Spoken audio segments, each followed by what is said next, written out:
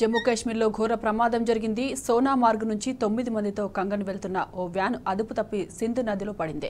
ఈ ఘటనలో 5గురు మృతి చెందగా మరో 4 తీవ్రంగా గాయపడ్డారు. స్థానికుల సమాచారంతో రంగంలోకి దిగిన ఎస్డీఆర్ఎఫ్, ఎన్డీఆర్ఎఫ్ బృందాలు సహాయక చర్యలను ముమ్మరం చేశాయి.